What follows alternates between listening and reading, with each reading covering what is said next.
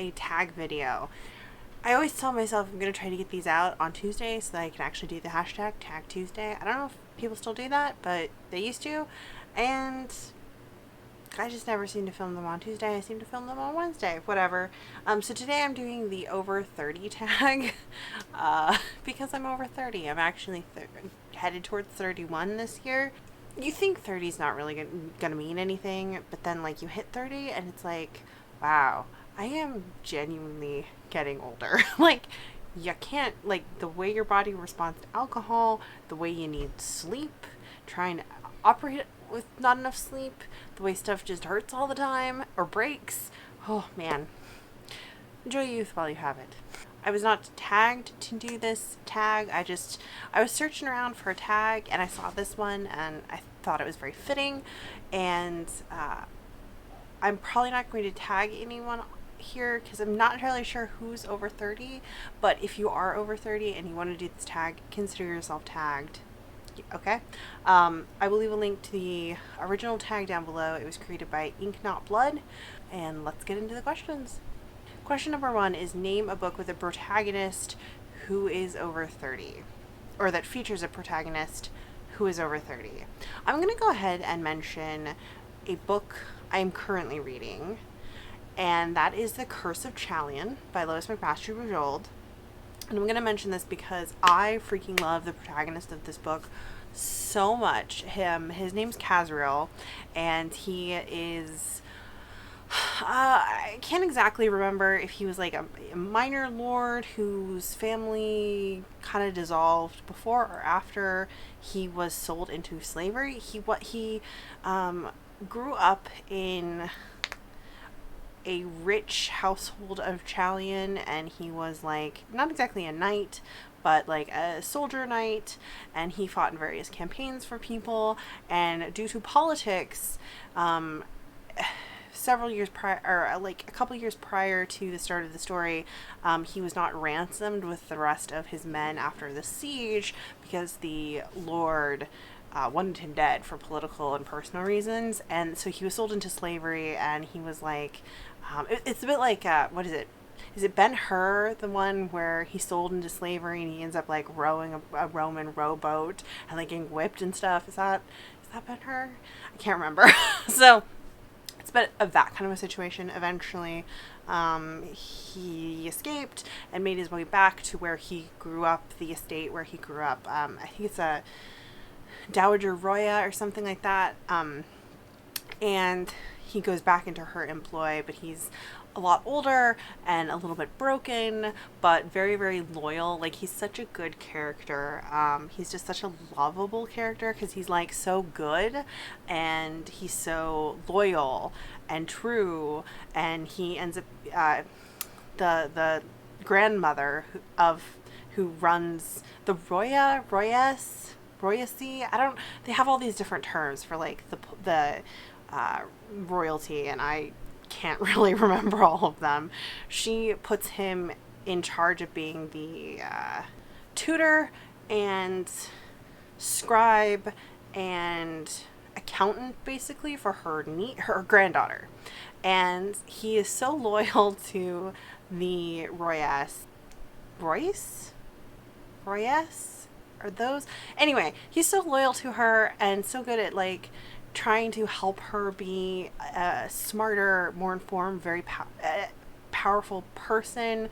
And it's such a lovely story. I think he's like 42 or 45 in the book, somewhere around there. He does have a bit of a crush on the Royas's handmaiden, who's obviously like the Royas's age, so significantly younger than him, but he's like, I am too old for her and she deserves better. And he's just kind of like, he likes her and he appreciates her, but he doesn't like make any creepy moves on her, and he's just very protective of them. I don't know. I love it. He's a great character. A lot of the characters are really great in this. So I've talked too long, but we're going to go with Kazriel from The Curse of Chalion. Question number 2 is name a book that represents you when you were younger. And for that, I have a copy of it, but I don't know where it is. That would have to be Bridget Jones's Diary. Man, this was me in like high school, or like 8th grade through 12th grade, let's say.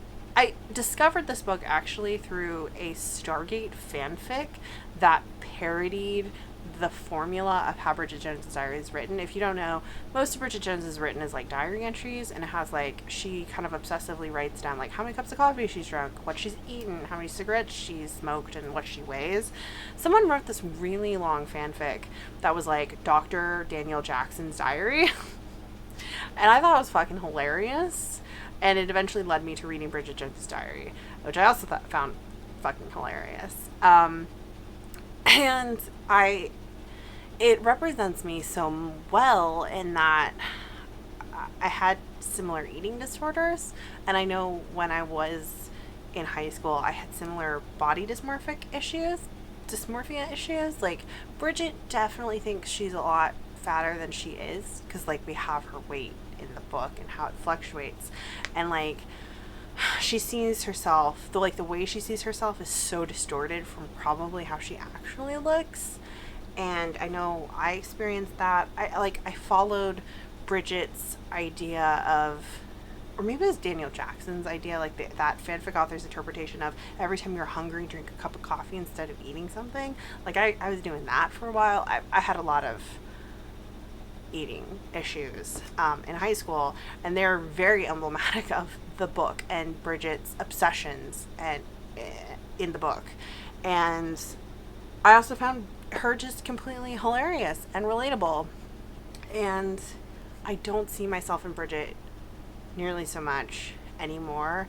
And also I can find her lovably humorous and a flawed character now, without it being quite so painful to watch her. Because like me and my boyfriend recently rewatched the Bridget Jones's Diary movie, and it was entertaining. It was fun. Actually, it was really fun because he could not get over how fucking stone-faced Colin Firth is through that entire movie. He like literally went and printed out Colin Firth's stone-faced expression and stuck it on his wall because he thought it was so funny. So it was a lot of fun. The next question is, name a book that represents where you are in your life now. I don't know if I have a good answer for that for like a fiction book. To some extent, a great book that represents my life now is Weird Things Customers Say in Bookstores by Jen Campbell. Oh man, I mean, I read this book long before I got a job as a used bookseller, and I thought it was funny then. But then I started working in a bookstore, and yes, all of it, yes. Compounded by the fact that we also sell movies. So you can imagine all the weird stuff you get asked about movies or comic books. But, oh my gosh, yes. I'm trying to think of a really good, like, fictional book that represents my life now, but this is hanging out on my floor because I was digging through some books to find for a later question, and I can kind of see where this might represent my life just a little bit, because this book is dealing with a not too distant future where the world is controlled by various GovCorps. So they're corporations that also serve as governments, and it is as dark and fucked up as you would expect. There's also a lot of commentary in this about social media, basically, but like social media to a logical projection of its symbiotic development and encroachment in our lives. They have these things called personal AIs that store all their information. Stuff's constantly being recorded in your AI. There's a lot of and uploaded to the cloud.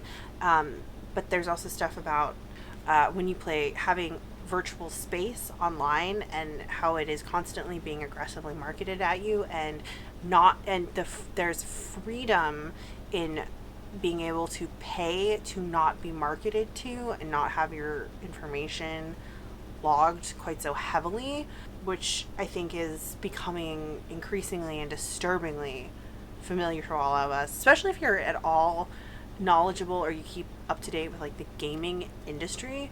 Like that is aggressively the model of games.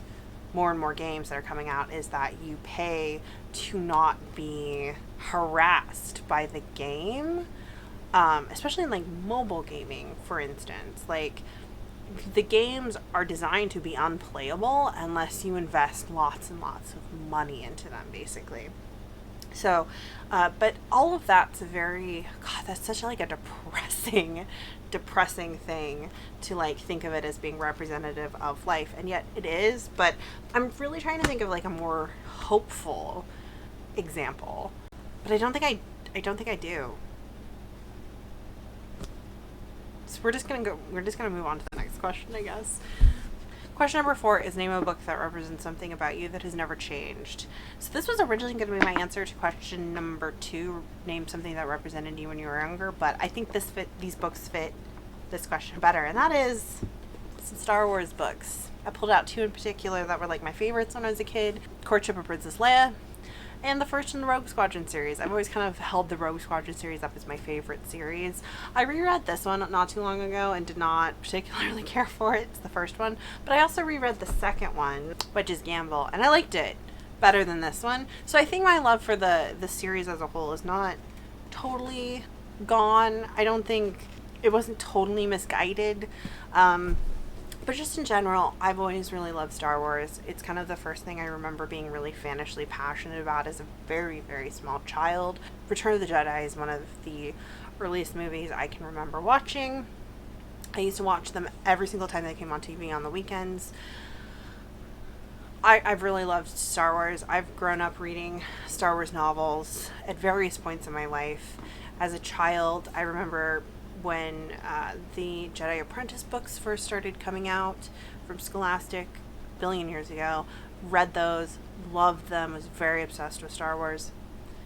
Did not care for Attack of the Clones or Revenge of the Sith. That very much just disillusioned me to Star Wars, but I eventually came back to it in high school. I got really into my extended universe books again, and just like put the prequels out of my head and just like enjoyed the original content.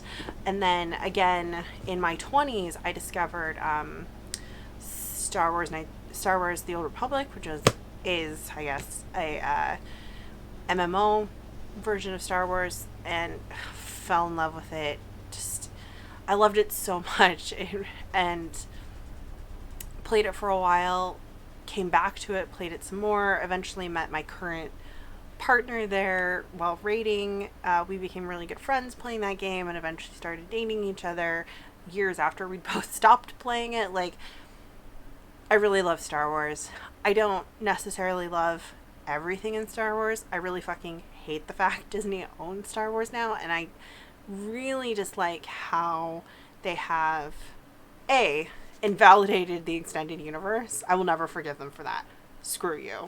But just like, so it's that capitalist corporate meat grinder.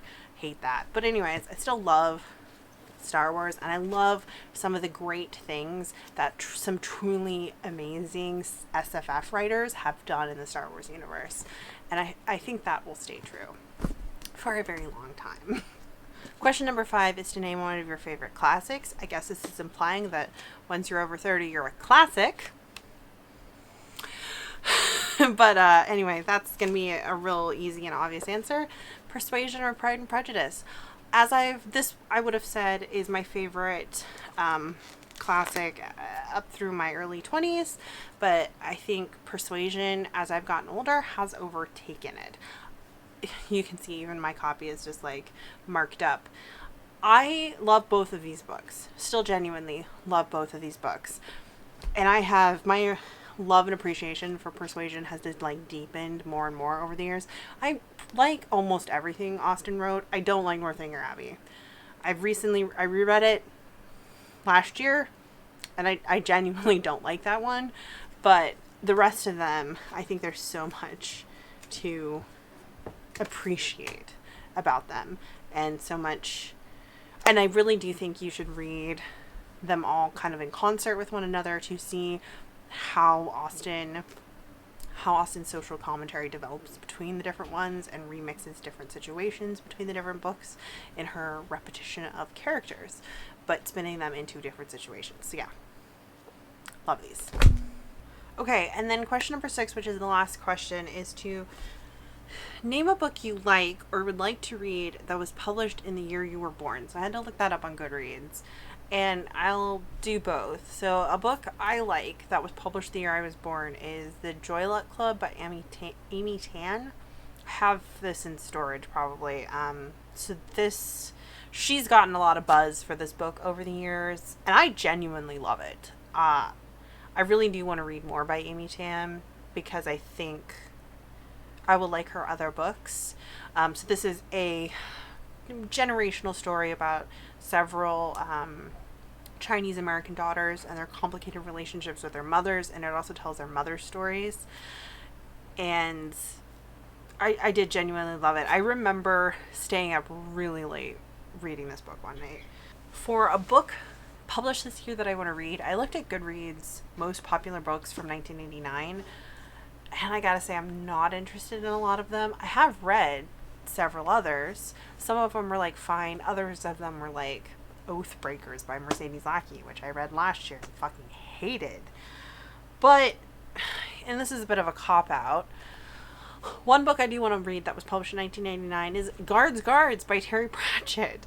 This is apparently the eighth Discworld novel and the first in the Guards subseries. I have not read, I don't think, any of the Guards series. I can't remember if The Fifth Elephant is part of the Guards series. I started reading that one, but I never actually got around to finishing it because I was reading it when I was like not reading. But eventually I do want to own and read all of the Discworld books, so I'll put that one down. How about that? And those are all the questions. Hopefully you've learned something about me. I don't think any of my answers should be too surprising, because I think I've talked about like all of these books that I mentioned in this video before, but there you go. Again, like I said, if you're over 30 and you want to do this tag, consider yourself tagged. I'll see you guys in my next video. Bye.